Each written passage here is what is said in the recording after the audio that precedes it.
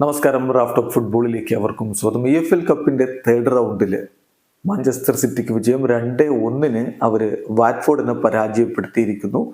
ആദ്യ 11-ൽ സാധാരണ കാണാറില്ലാത്ത കളിക്കാരെ വെച്ചുകൊണ്ടാണ് പെപ്പ് കളിക്കാനിറങ്ങിയത്. സ്വാഭാവികമാണ്, നമ്മൾ പ്രതീക്ഷയാണ്, കപ്പ് മത്സരമാണ്. അവരുടെ മുന്നേറ്റങ്ങൾ നയിച്ചുകൊണ്ട് ഫിൽ ഫോഡനും ഗ്രീലിഷും ന്യൂനസും മെക്കറ്റിയും ഡോക്കുവും ഒക്കെയാണ് ഇറങ്ങിയത്. കളിയുടെ 5ാമത്തെ മിനിറ്റിൽ ഡോക്കുവിലൂടെ മാഞ്ചസ്റ്റർ സിറ്റി ലീഡ് എടുത്തു. പിന്നെ ന്യൂനസിന്റെ ഗോള് 38ാമത്തെ മിനിറ്റിൽ വന്നു. അവർ കംഫർട്ടബിൾ ലീഡിലേക്ക് പോയി. 86ാമത്തെ മിനിറ്റിൽ ഒരു ഗോൾ മടക്കിയെങ്കിലും വാറ്റ്ഫോർഡിന് പിന്നെ സിറ്റിയെ പിടിക്കാൻ പറ്റിയില്ല. ശ്രദ്ധിക്കേണ്ട ഒരു കാര്യം, കാരൻ ബ്രൈത്ത്വെയ്റ്റ് സിറ്റിക്കായിട്ട് കളിക്കാനിറങ്ങി. 16 വയസ്സേ അദ്ദേഹത്തിനുള്ളൂ. സോ സിറ്റിക്ക് വേണ്ടി കളിക്കാനിറങ്ങിയ എക്കാലത്തെയും പ്രായം കുറഞ്ഞ താരങ്ങളിൽ 3ാം സ്ഥാനത്തേക്ക് ഇപ്പോൾ ബ്രൈത്ത്വെയ്റ്റ് എത്തിയിരിക്കുന്നു എന്ന കാര്യം കൂടി ശ്രദ്ധിക്കുക. അതേസമയം ചെൽസി ഗോളടി വേളം തുടർന്നുകൊണ്ട് പൊളിച്ചടുക്കിയ ഒരു കാഴ്ചയാണ് നമ്മൾ കണ്ടത്.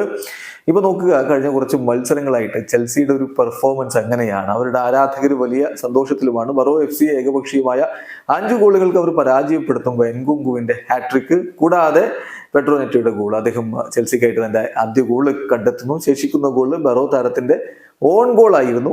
ഇപ്പം ഈ ഒരു വിജയം കൂടി വരുമ്പോൾ കഴിഞ്ഞ 3 മത്സരങ്ങൾ നോക്കുക, 3ഉം വിജയിച്ചിരിക്കുകയാണ് ചെൽസി.